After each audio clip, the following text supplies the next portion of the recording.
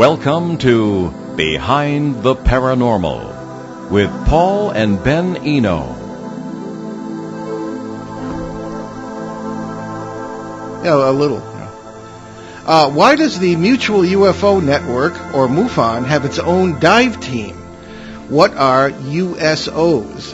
Have new artifacts been found at the Roswell, New Mexico crash site? Hello, and welcome to the 816th edition of Behind the Paranormal with Paul and Ben Eno here on WOON 1240 AM. I'm Ben, and 99.3 FM, I should add. I'm Ben. 99.5 FM.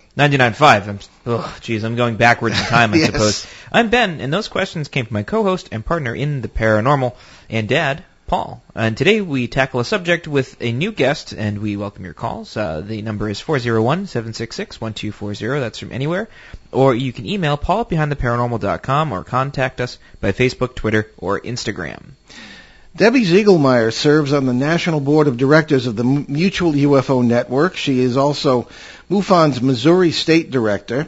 I guess the folks there say Missouri, at least that's what I've been told, and a STAR team investigator. Debbie is co-founder of the MUFON Dive Team, an underwater UFO search and recovery instructor, and is certified by the Professional Association of Diving Instructors in just about every form of diving instruction known in this galaxy. She was a volunteer archaeologist on Sci-Fi Channel's Roswell Crash Startling New Evidence in 2002, and on NBC's Sci-Fi Investigates Roswell Revisited in June 2006. She teams up with her brother, Chuck Zukowski, on some of these projects and is well known in the media. Currently, Debbie is working on MUFON investigations in Missouri and several independent investigations with Chuck, including recent animal mutilations and strange sounds heard worldwide. So Debbie, Debbie Ziegelmeyer, welcome to Behind the Paranormal. Thank you so much for having me. I appreciate it. Wow, it sounds like I'm really busy. I'm surprised I'm here. Yeah, well, Ben, I'm not sure we need to ask Debbie any questions. You can just talk about that bio.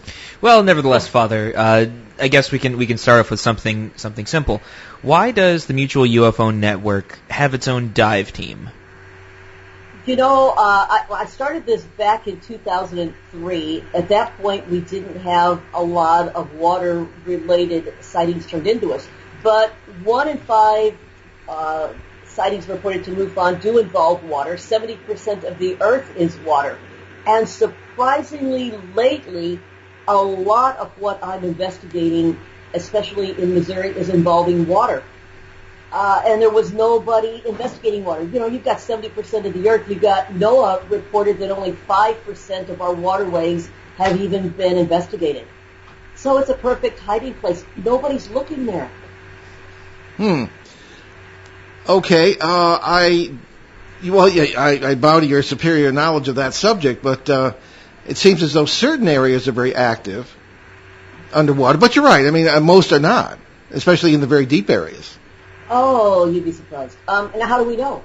Submarines, I believe collapsible depth is about 2,400 feet. They usually travel about 1,600. You know, nobody is down there. Nothing is down there. There's fish down there we haven't even discovered yet. But more of what I'm looking at, the oceans are so deep. Obviously, as a scuba diver, recreational, I don't go below 130. Then even with equipment, it's hard to detect anything. Some of these objects that are being seen by submarines are called fast movers, and they're moving by so far. We were going to ask you about that, yeah. Yeah, our government doesn't even know what they are.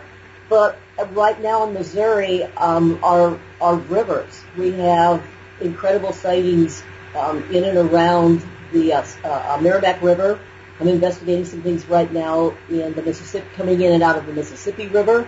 And then we've got Truman Lake in New York. I just investigated a sighting that a gentleman had off of Lake Superior, something that was glowing, that was hovering over Lake Superior, and a cargo ship went underneath. And he's got his video of that on YouTube. It's also a MUFON case. And then I got another report a couple weeks ago of something that went into the water in Montana. I believe it was Montana. Right now, most of what I'm investigating involves things in and around water. Excuse me. I was going to ask that. Do you have the capability, you being the dive team I'm referring to go to all these places and to actually dive? I mean, how many of the reports you mentioned, Debbie, how many can be investigated by the dive team, and what percentage would you say result in an underwater investigation? Oh, that's that's the $1 million question, literally. Yeah. The problem with what's, let's say going in and around Lake Superior, what's coming in and out of Solomon Islands, what's also Bermuda Triangle, that type of thing, all we can do is investigate why they're in and around the area, because it's so deep. We don't have the capabilities to go down there. We try and make comparisons with what we know is already underwater, our submarine capabilities, our tracking where, best we can, where our underwater bases are, our Navy, Russia's, other countries' bases, submarine bases, that type of thing. But as far as lakes, what I'm investigating in St. Clair off the Merrimack, that's something that's really, it's shallow. I mean, what we were seeing was coming in and out of 15, 20-foot water. It's balls of light. What we do have a couple other places where there was crack. Well, we had, one in particular is a Clearwater Lake here in Missouri. We were going to go out last weekend, and then we were halfway there, and it got overcast, and we came back, but there's balls of light coming in and out of that lake. Now, that would be diveable to take a look at. Most of the other ones, we can't get permission to get in. It's private property. People don't want the notoriety, but we're going wherever best we can. What I recently discovered was something with the Bermuda Triangle that I thought was really fascinating. I'd been on a cruise that went over by the Panama Canal, at Cartagena. There were some beaches out in that area, down in that peninsula area, that had black sand. And I thought, oh, this is interesting, and I gathered some up and brought it home. Our assistant state director, our Missouri MUFON assistant state director, Margie Kane, came out a couple of weeks ago and was visiting, and she said, oh, I heard this story about where they think a lot of what's causing the Bermuda Triangle is this black sand goes down thousands of feet, and it's magnetic. And I said, I got some sand here, and, we spread it out on the plate. I have a big magnet. This sand attached to that magnet like an Etch-a-Sketch. Really? It amazed me. I gathered the sand because it was black and it was unique. I had it for 5 years. I never thought to run a magnet across it.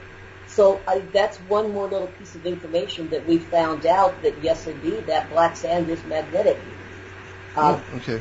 So, how many people are involved in the dive team, and how much area can you actually cover? Because there's a lot that's sort of unknown, and there's all sorts of cases that are reported, especially of USOs and all sorts of stuff like that. But there's not a.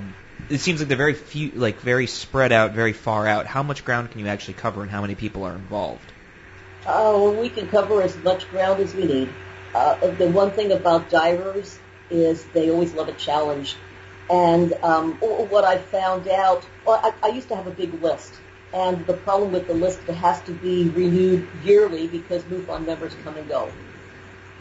We have probably about 10 people in various parts of the country that are with MUFON that are willing to dive at any, on a moment's notice with the gear.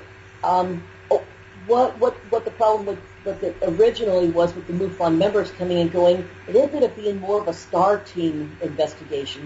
We had people that could financially get there, who had the equipment, who had the experience, and we've always had about a steady 10 of them. But my son-in-law and my daughter are both not only scuba divers. My son-in-law I'm partnered with him as an instructor. But I found out that firefighters love a challenge, love to scuba dive. And anything that we have in the area, I can very easily call the fire department in that area, take my firefighter son-in-law with me, and my son, who's also a scuba diver, and people are MUFON divers in that area, and get the fire department involved. And we've got some great volunteers, and they've got fantastic equipment. They know the area. So that's kind of what we've been doing.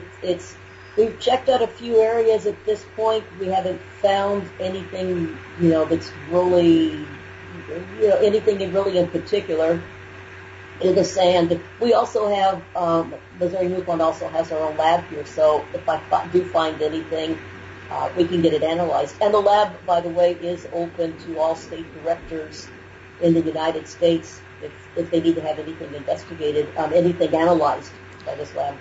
Okay. You must know Ted Phillips, who is a fellow Missourian and certainly a giant in the field.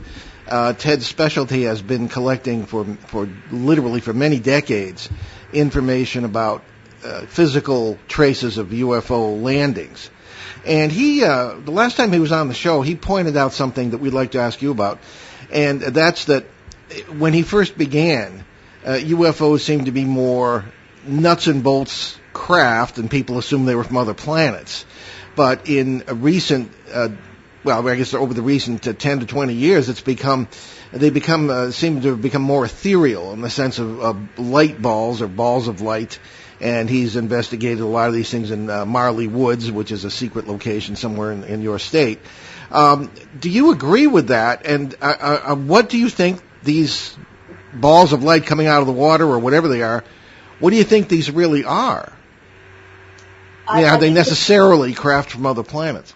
I think it depends on the area. I worked with Ted for 2 years at Marley Woods. Mm-hmm. The balls of light, we caught them a couple different times, and it seemed like it would rise up, come out for a couple minutes, and go back. I don't know if this is something. We looked through the woods. We couldn't figure out any rhyme or reason behind it, whether or not, in that case, it's something that is maybe coming, I don't know, interdimensionally, maybe, that is taking data. It would seem to me that if you have something that appears periodically in the same area, that it would be collecting data. I mean, that's just my opinion. But now some of these balls of light that are coming in and out of the water, maybe they're gathering samples. I don't think you necessarily need to take a craft with the technology that these other worldly beings have. You don't necessarily have to take a craft to collect evidence, data, whatever you need, and maybe that's what they're using it for. We don't go out as much as we used to anymore. Our military, we use drones. Maybe it's their form of some kind of a drone that's coming, maybe going into the water, gathering water samples, maybe gathering hydrogen. Hydrogen is a good fuel source. It's all speculation, but it seems like these balls of light are appearing in different places for different reasons, and I don't think they necessarily all have to be the same reason. Okay. Now, Ben has some questions here from one of our very faithful listeners in Bogota, Colombia, and Ben, maybe the first one has been answered already, but yeah, I believe so. But hey, maybe there's something we don't know. So our sort of unofficial guest co-host Peter writes to us. Has MUFON's obviously the first question you already answered, which is why we have you on in the first place. Which has the MUFON done any aquatic investigations? Which the answer is yes. If so, what are the most interesting cases? Well, certainly that one you mentioned with the sand was pretty amazing. Oh yeah. That's something I need to check into more. I know where my next cruise is going to be. It's going to be heading toward Panama, Colombia. The countries in that area, wherever the cruise ship stops. I'd like to go and investigate Lake Michigan, Lake Superior. Those lakes, they're untouched and they're diveable. I know that at 40 foot deep in Lake Michigan, there's what looks like a Stonehenge. That was found. I can't remember all of the names. I think the last one was Albee, but I have a presentation on that where there's some archaeologists that have found that type of thing. I'd like to investigate the Great Lakes a little bit more because there's also a Great Lakes and Lake Michigan triangle where there's some things going on. Okay. But most interesting water case is going on right now. I've got a witness who saw some balls of light that he believes may have even followed him home, and this is in the O'Fallon, Missouri area, about an hour north of me, which is also correlating with a case that we worked just before that because it was beginning of August, and he believes that's when he saw it, but he just reported it not too long ago. with the balls of light that are over the Mississippi River there, which are also the same type of things that I'm looking at that are in and around the area in St. Clair. That was one of the episodes that was on Alien Highway with my brother Chuck Zukowski. They went to St. Clair for 4 days. It's the same type of thing. I've got some phenomenal video from St. Clair. I also got some from around the Mississippi River on the other cases. But right now is some of the most interesting thing because I got this new little video camera. It's an Aurora, a little Aurora Omni a camera, video camera. That it's not infrared. It's military grade night vision. And I put this thing in a tripod and just caught some unbelievable balls of light in and around the water and over these rivers. And then, I thought at first it was camera effect. I couldn't believe what I was catching. And then I used it the next day and it was nothing. I caught things from my deck because my house is maybe 2 miles from the Mississippi River. I can't see the river, but I can see, anything over the river, traffic and that type of thing. So right now is some of the most interesting investigation because of the camera and the new technology I have. Oh, interesting. How often? Oh, go ahead, Bev. Well, this kind of coincides with Peter's next question, which you already sort of touched on a little bit, but he wants a little bit more detail by asking. Speaking of underwater UFOs, what is happening in the Bermuda Triangle or the Solomon Islands? Any interesting recent activity? Bermuda Triangle. Yes, I did a presentation that I was a speaker on the MUFON cruise, and I was surprised how many sightings were coming from cruise ships. So your Bermuda Triangle, of course, is, I believe it's Puerto Rico to Bermuda down to Miami. Cruise ships coming in and out there, people are seeing things at sunset. As they're leaving the dock to go, to the next island or the next country that they're going to, there's a lot of activity, more than I would have imagined things coming in and out of the water. So yes, and it's gone back. I found pictures back into the 40s where there's been activity there. So yes, Bermuda. Whether or not I was wondering whether there were underwater bases of some type, and I'm almost beginning to believe that what's there may not be as easily found as you would think. I think they're very well hidden with openings where they've got some technology where they can open up a mountainside and go in and close it up behind them, and we're not going to find it. We can search around underwater, but it's pretty well hid, unless you're in the right place, right time. That leads into something that I found out in 1984. Now that goes back a ways, but in Puerto Rico, I was there in the line of duty, and I would always kind of moonlight by carrying on paranormal investigations when I could. Sometimes to the amusement of my executive officer of my ship, whom I would ask to borrow the photographic equipment from the ship. And I goes, today I'd probably end up, who knows what, court-martialed or something, but then nobody cared. But I talked to a member of the Puerto Rican legislature at the time who described a craft. He and his family were having cookout or something. It was some holiday in the summer, and his house overlooked the Mona Passage. And he said there was a disc-shaped light that came out of the water. Everybody saw it, and it just hung there for a minute, and then zinging off into the sky without any noise or certainly at great speed. I found that very interesting, but rather typical of that area. And there is supposedly, and maybe you can verify this if you know about, a ship, a U.S. Navy vessel, that is on station there to observe this sort of thing. Now, I did see Spurwin's class destroyer on station off San Juan. Now, whether that was what it was doing, I asked about what they were, and usually, if you're another U.S. vessel, you're aware of the presence of another vessel in the area, and usually you're very often working together. But I couldn't find out one whisper about what this ship was doing there. So, have you investigated cases in Puerto Rico, and are you aware of this ship on station? Not aware of the ship, but it doesn't surprise me. I became friends with Jorge Martin, who is the premier investigator there in Puerto Rico. I spoke to him for over an hour on the phone, and for one of my presentations, he said, "Oh, absolutely, you can use what's on my website. He thinks there's underwater bases there." He sent me pictures of a wormhole. You can see the craft coming out of the wormhole and going into the water. He also he was talking about that there was just. I've investigated Puerto Rico probably since 2005. That is one of the most active areas. And what's amazing it is that whole area.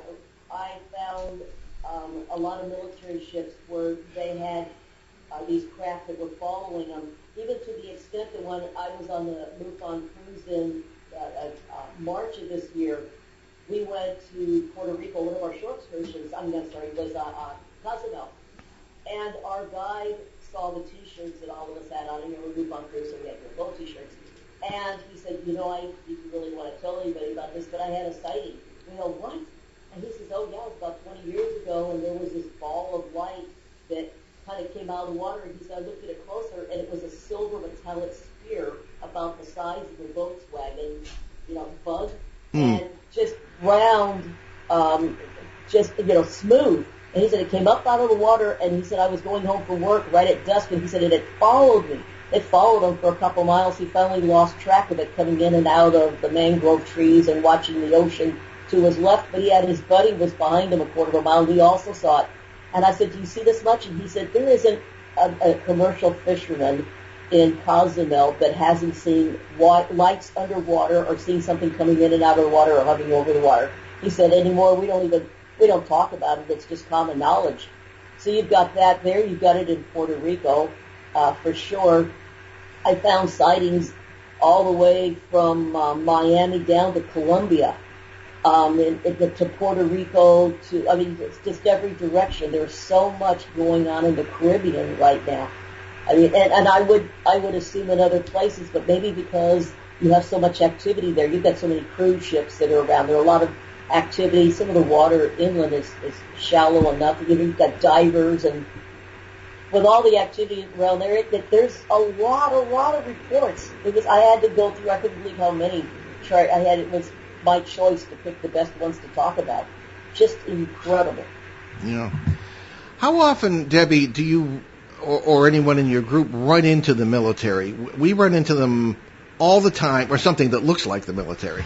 We run into them all the time in all kinds of paranormal cases, and I just that does seem to be a common occurrence. So how often do you run into them in cases such as these? As far as me personally in Missouri, because mostly what I investigate, unless it has to do with water, are Missouri sightings. And we have the 509 filter here in Liberty, Missouri, which is more close. It's about 3.5 hours from here in Kansas City. Just across the river, we have Scott Air Force Base. We also have Fort Leonard Wood Army Training Base, which is, I guess, about maybe 2 hours from here. They train. They train everybody. The military or the Army in Puerto Rico. My nephews from California and Colorado trained here in Missouri. So we do have a lot of military present. We've had sightings where I found out that the witnesses actually were all former military, and pretty much that whole neighborhood was former military. So witnesses, yes, about, I don't know, that actually admitted, probably 1 in 10 are people that were involved in the military, the witnesses, and they're willing to come forward. But as far as getting military to come actually to me and say, yeah, this is what I've got, I really don't experience, I don't experience that. That's when you have somebody that's some type of disclosure. They usually call Jan Harzan at MUFON headquarters and go with him directly. Yeah. Here's I guess in a way, kind of a jocular question, Debbie. The notion of salvage rights. There are all kinds of international law and different national laws on this. suppose you were to find, and I'm thinking of Shag Harbor in Nova Scotia in the 60s, and we had relatives who were witnesses to that up there because we have a lot of family there.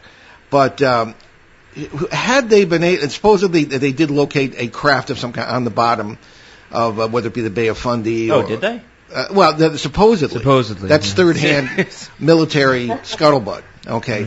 And were you to locate such a thing, who would have the salvage rights to that? I mean, the government would step in pretty quickly, particularly if it was a government project or extraterrestrial or what have you.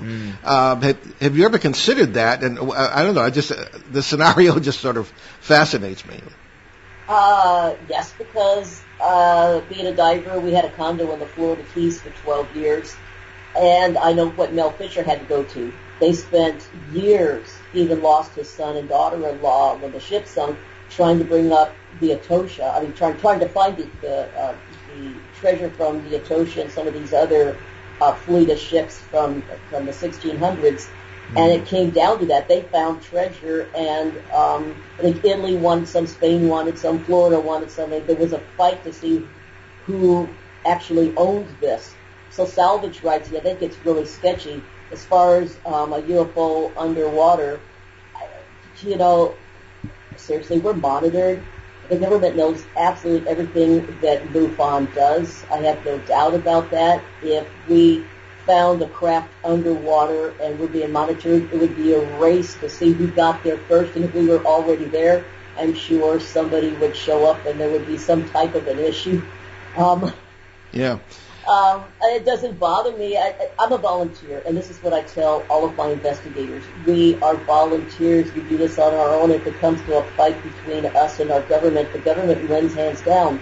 You found something, you document it, you try and get along as well as you can with government agents, but if they say, leave, this isn't worth being accused of treason, this isn't worth your life,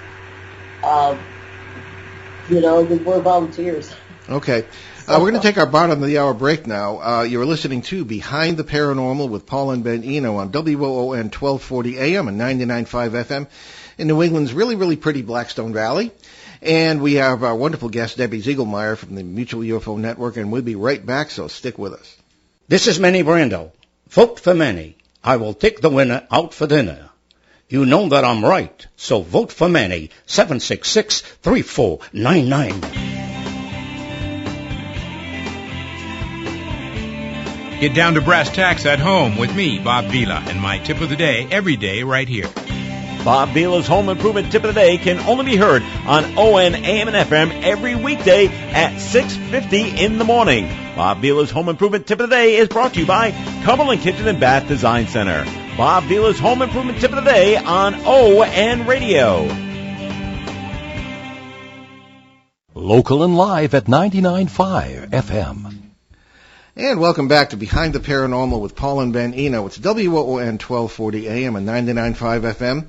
And we're talking today about some very unusual subjects when it comes to UFOs, diving for UFOs, underwater work in UFO investigation. Like bobbing for apples, but much more dangerous. I would think so. And there's nobody better to talk to on that subject than our guest, Debbie Ziegelmeyer from the Mutual UFO Network. And it's really a fascinating discussion so far. So we've talked about the military and this sort of thing. And Debbie, we have a mutual friend, certainly Mark D'Antonio, who is one of our special guest co-hosts on the show, and he's one of our crazy gang that goes out checking out a lot of weird stuff. And he does a lot of secret work for the Navy, and he was aboard. Did. No longer. He got rid of his clearance, remember? Well, that's right. I hope he didn't lose it because of us. But No. I guess the way he explained it to me was if you have a certain top secret clearance and you're a civilian, you have to renew it, and you have to sign a bunch of documents to renew it. And right. He decided 2 years ago to just not renew it. So yeah, it can be difficult. I mean, I had a clearance too, but it wasn't as high as his. But it was still you're still bound by all the rules. But in any case, Debbie, he was talking about being aboard a nuclear submarine at one point, and I guess it was the CIC or the radar operator, or sonar or whatever, sonar operator, was saying something about a fast mover. Right. And the captain was taken up with that, and he couldn't tell Mark what it was about. And Mark, anyway, it's a long story, but Mark will tell you if anybody asks him. No, Have you heard of that, story. and what does it mean? Oh, I absolutely. Mark and I are good friends. In fact, I think I emailed him yesterday or the day before yesterday. That's the interesting question because not only has Mark seen something that's unexplainable, fast mover, he was looking at sonar. He went down there and apparently crazy speeds. And apparently if you get sick on a submarine, the place to go was sonar. You get seasick. And I've spoken to somebody else who has also been on a nuclear sub and told me pretty much the same story. It was something came by the sonar screen just at a tremendous speed across the screen. I mean, of course, it wasn't a mammal. It wasn't any, it wasn't a missile. I mean, from the size of it. This came across. He asked the sonar operator, asked the XO, said, what do you want me to do about this? And he said, log it and stow it. And then, Mark had said, well, I'm an investigator. I'll take care of this. I'll investigate this for you if you want. And the XO looked at him and said, Mark, you like being on our boat? And he said, yes, sir, I do. And he goes, you want to stay? Exactly. Yeah. But Mark told me that a couple of years after that, he was at a party, and there happened to be an admiral there. And he went up to the admiral, and he said, Admiral, he said, so what can you tell me about this fast mover project? And he said, Mark, I can't talk about that. Mm-hmm. So there's obviously, there are reports of fast movers. And what, bless his heart, Carl Feit, he and I had become good friends, and he passed away recently. He was a water expert. He researched underwater sightings for years. And I like to call them UFOs because, it's a USO if it's maybe a fast mover, but a UFO is an unidentified object, is unidentified, and it can be in the air, and then when it enters the water, I don't think the name of it should change because they're coming in and out of the water. But Carl investigated these for years, and he said that he believed that magnetic, that field, that electromagnetic field that we've all heard about, is the reason why these craft can come in and out of our atmosphere without burning up, without a sonic boom, and in and out of the water without crashing. You take a plane, any kind of a plane, and you hit the water, it's not a good experience. But these craft coming in and out of the water, the one that the Navy was following that's been all over the news for the last couple of years, that object was going in and out of the water just with ease. And he believed that this electromagnetic field that's around them they're not ever touching the craft, that this field is protecting them. And this is why they're able to move at such a high rate of speed. My thought was that since you had, and I've researched this probably since 2016, that since you have this electromagnetic field and you have these craft coming in the water, I started researching whether or not they were harvesting the hydrogen from our water to keep this electromagnetic field intact. It's got to deplenish at some point, and I looked through the NASA website and found out that's how we replenish our fuel cells. We use hydrogen. And I thought, oh my gosh, you've got H2O, at 2 parts hydrogen and 1 part oxygen. You've got this in the water. I thought, why not? Why aren't they going to, use our hydrogen? So maybe that's another reason. Maybe it's a good hiding place. Maybe they're replenishing their hydrogen. But I believe it has something to do with that field that's around them. I agree with Carl.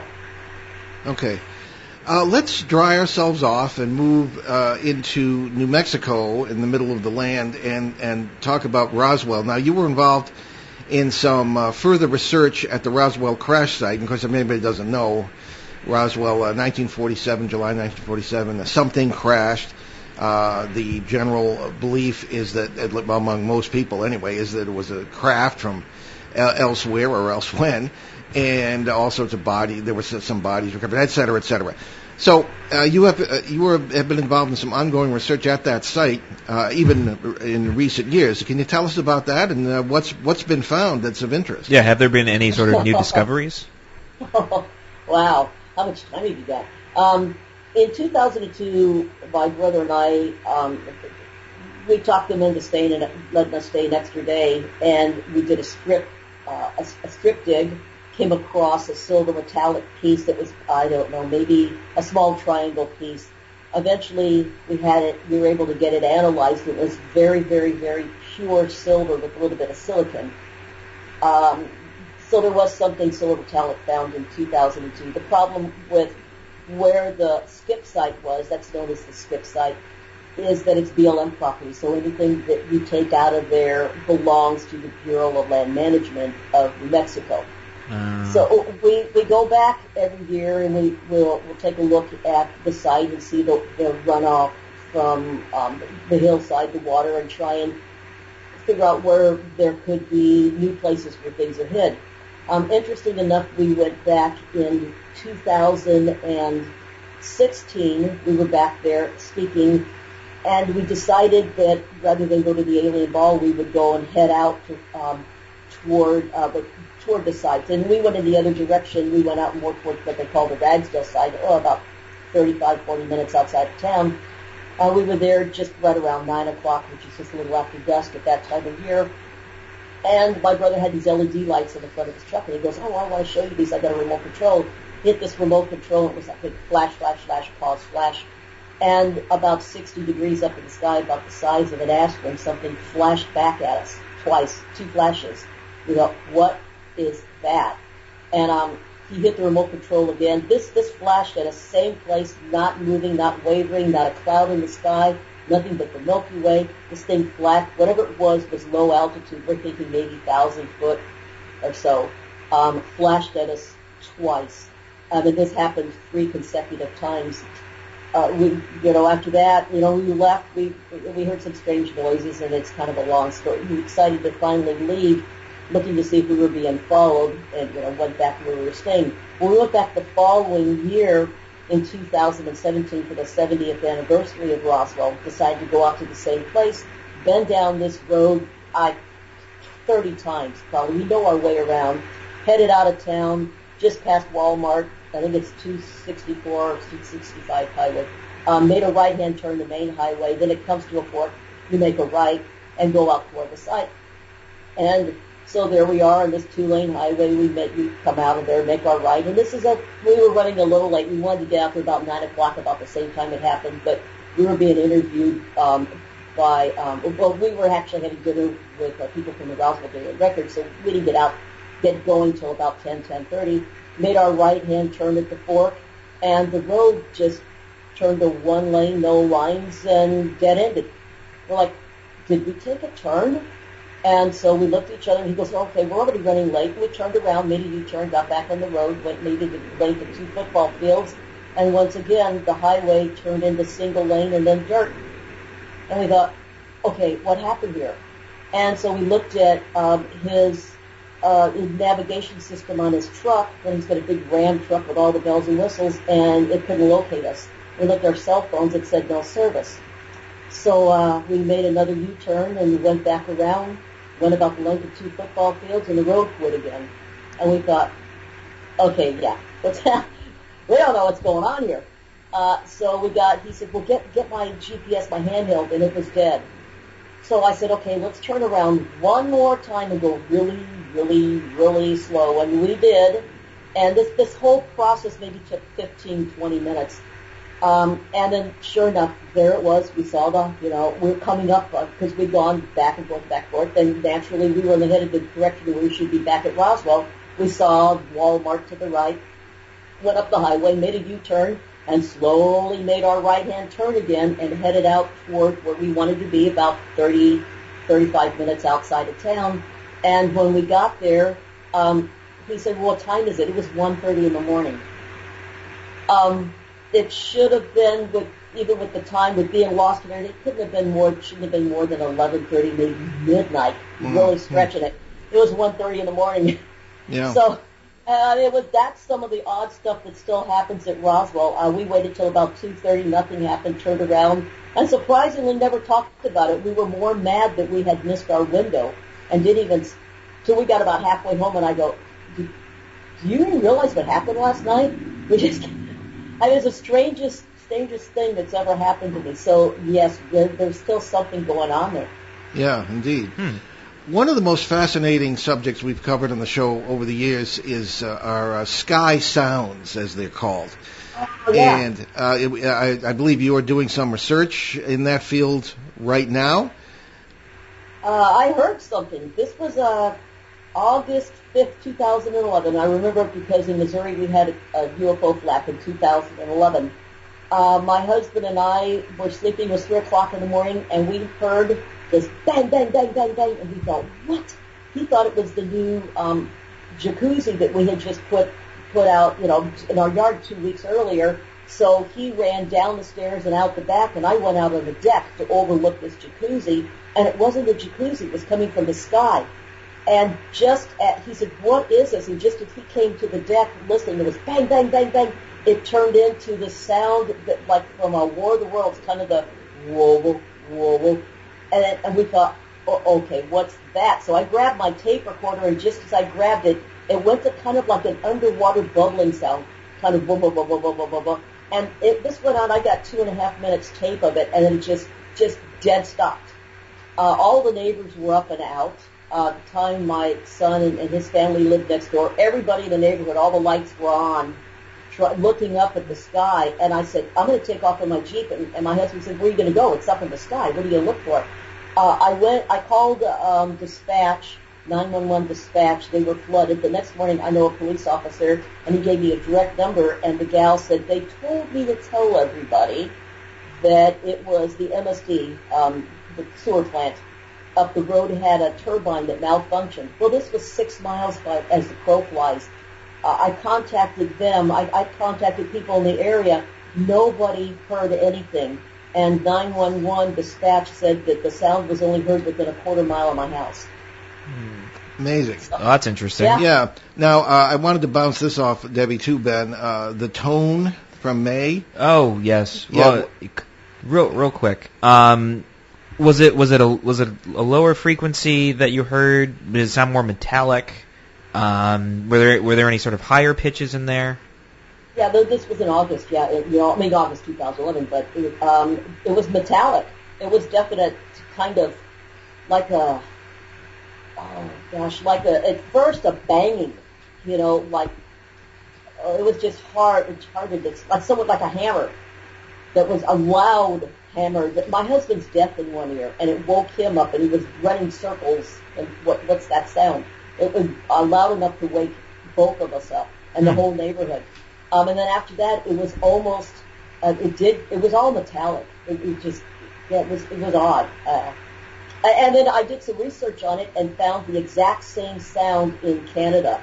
And several other places, but around the same time, it was heard in Canada during the day by some lumberjacks. And it was the exact same sound because I got Audacity software and I did the comparison of the two.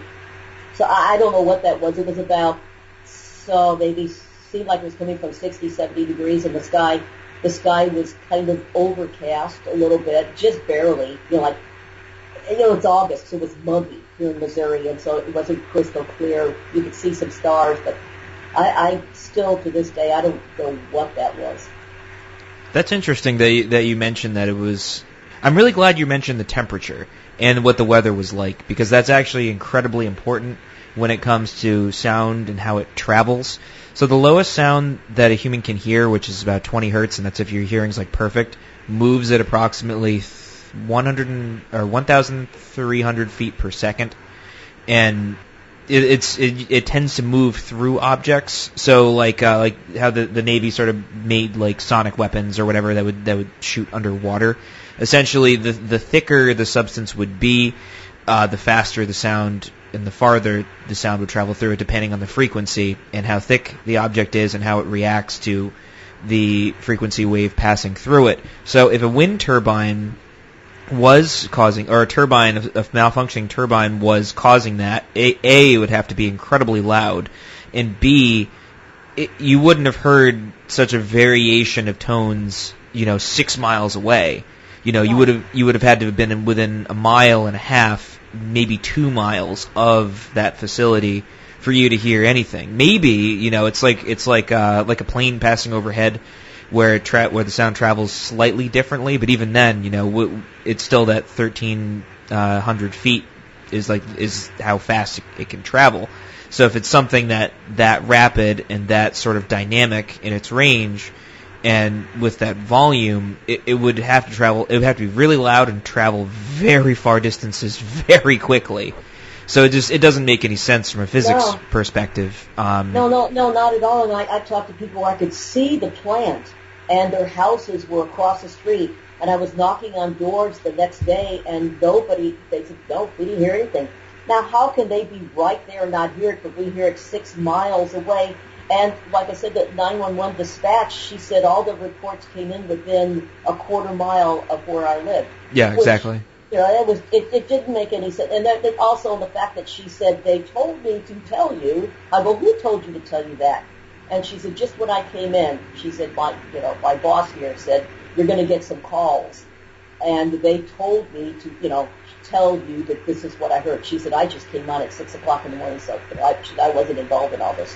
Makes sense. Yeah. So there's a really interesting experience my father had in May of this year in our Pennsylvania sort of research area, Pennsylvania flap that we've been researching for the last, 4 years-ish? Yeah, it's a brand new case. It's only about 4 years. Yeah, brand new in our book. It's 3 years, actually. Yeah, 3 years 2016, May 16. Brand new. But they had this really interesting experience, which I, as someone who studies sound and such, find fascinating, where there was a tone that essentially was like a perfect C that kind of emanated from nowhere, that everyone could hear in this very specific room in the house, in the garage, but no one else in the house could hear it. And there were five witnesses? Well, 7 actually, but Chuck had gone to bed and was awake in the next room with the door open and couldn't hear it. Yes, would you like to explain? Sure. Yeah, we were coming off a very interesting evening the night before, having witnessed a dramatic UFO sighting in this area, in Clearfield County, Pennsylvania, and we, 5 of us had seen it. We got the whole thing on video, and Mark D'Antonio, whom we've mentioned previously, is MUFON's director of photo and video analysis for the whole country, and he said it's one of the 2 best he's ever seen. So we had that. But the next night, it was about 1:15 in the morning, and we had been roaming around the area, particularly at a little park where the Eastern Continental Divide is commemorated. We tend to think there are geotechnical factors involved here, but we were standing saying goodnight to each other, and we had, this is 3 people, including one of our producers of the show and our research assistant and a couple of other people in our gang. And over the producer's head didn't appear, but you could hear this perfect C. And we're all looking at our cell phones, and I remember one of the comments from Alexander Petikov, the filmmaker, said, "Gee, Paul, what did you step on?" And it started, and it went out the closed door of the garage, led us outside. It proceeded to go up into the air. It was to our right, and then it moved to our left. Then it kind of faded out, powered back up, moved to our left, and then went off into the sky. I mean, what is that? 50 years of researching the paranormal, I've never run into anything like that. And Ben, unfortunately, was here in Rhode Island in the studio because we were doing a 2-hour special the next day, and we had plenty to talk about. So, and Ben analyzed the tone, and it's very pure, etc. Shane Searway, one of our people, has also analyzed it as well, and we have it. We just recorded it on our phones, and all our equipment was put away for the day.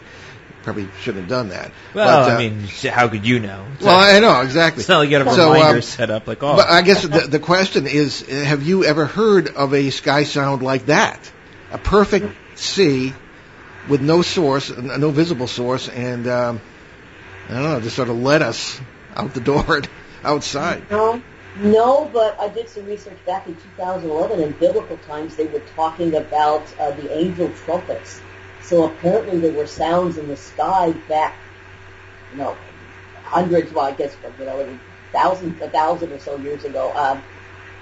But no, not that, but, it makes you wonder how often have you been someplace and then all of a sudden it just gets kind of eerie and dogs and coyotes and all the animals start, howling and barking, and they can hear a higher pitch than we can. It makes you wonder that this whatever it was, I think, I don't know. Maybe that was something that's around all the time, and it ended up in the wrong frequency, and you were able to hear it, because I think we're being monitored, more than we think, and by who. Yeah, well, the homeowners were in the bedroom above the garage with their windows open. They didn't hear it either. So, out of like 8 people who were listening, only 6. Well, it's interesting that, we reference these sky sounds and whatnot, and you yourself, Debbie, said it sounded like someone hitting something with a hammer. I always think back to our ancestors, because they had all these crazy mythological sort of ideas that, the Norse, for example, had the idea of Thor, hammering out, stuff with his hammer. What if they were hearing something like that? This stuff was super real to our ancestors, and they had to have been experiencing something. So maybe the stuff that we're experiencing today that we're kind of looking at and saying, well, we don't really know what this is, maybe our ancestors had it and sort of experienced similar things and kind of just put it in their own perspective. One of the best reference books is to go back to the Bible. It's amazing what was recorded back then and how it was interpreted. There's some pretty incredible things, some pretty incredible stories. We had a preacher in Salem, Missouri, who she came home and saw this burning ball of light over the treetop. She thought it was her neighbor's house on fire, and it ended up that it wasn't. Then all of a sudden, it just dissipated in the sky. And she said, "Wow, it was almost like that there was a burning bush." It described in the Bible, and she even gave, I guess exactly where it was, which psalm or where it was in the Bible, and. This was, she was actually a minister, and she said, wow. Yeah. I'm surprised she didn't reference Elijah. I know.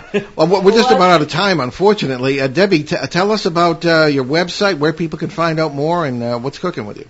MissouriMUFON.org, or you can go on MissouriMUFON.com. We have local meetings here, third Wednesday monthly, and I don't know.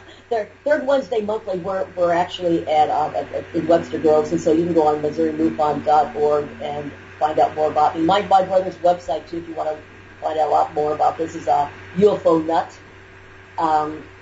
And there's a lot of the things that Chuck and I have done together that are on that website. Very good.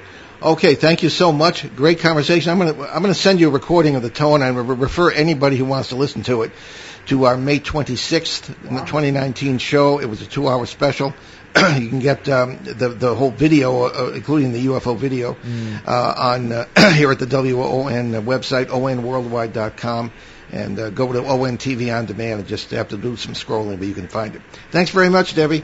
Oh, thank you so much for having me on. Okay. Well, we have the last few minutes here. As the holidays begin, we've wrapped up our 2019 lecture season, crazy busy, and we'll see you on the road next season, beginning so far with the New England Parafest in Kittery, Maine in April. And you can check out our books. That includes Behind the Paranormal, Everything You Know Is Wrong, and Behind the Paranormal 2, Bigfoot, Mothman, and Monsters You Never Heard Of, and Dancing Past the Graveyard, Poltergeists, Parasites, Parallel Worlds, and God. They're available from online retailers and in some stores, but for autographed copies, please visit the online bookstore at BehindTheParanormal.com. Also at BehindTheParanormal.com, you can find out more about the show. You can find references to cases over the years, public appearances, and how to book us.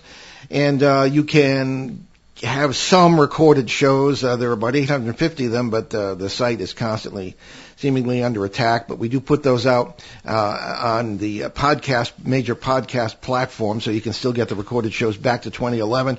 And we're working on getting them loaded back to 2008. So that includes our 11-plus years on the air and our 4.5-year run on CBS Radio, along with these special shows and podcasts. The trick is repetition. They can't get rid of stuff that keeps repeating itself. Yeah, they never can't find out what the problem is with that. Exactly. So there are also links to several charities we've adopted on the show over the years, including USA Cares, Canadian Veterans Advocacy, Helping Haiti's Orphans, Youth Mentoring Connection, YMC in Los Angeles, California, the Crohn's and Colitis Foundation of America, and the Sisterhood of Ground Zero. So what do we have next week, Ben? So, next Sunday, November 10th, we'll welcome Father Nathan Castle, a Roman Catholic priest who actually works with mediums and says he frees stuck souls, quote-unquote. I can't wait for that show because I got nailed in the seminary just for studying this stuff. Maybe how he gets away with it. I've talked to him. I like him. He's a real Dominican priest, but I don't get it. So I can't wait for that show.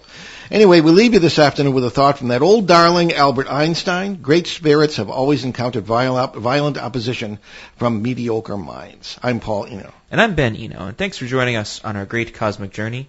And we shall see you next time on Behind the Paranormal. Return to this radio frequency 167 hours from now for another edition of Behind the Paranormal with Paul and Ben Eno.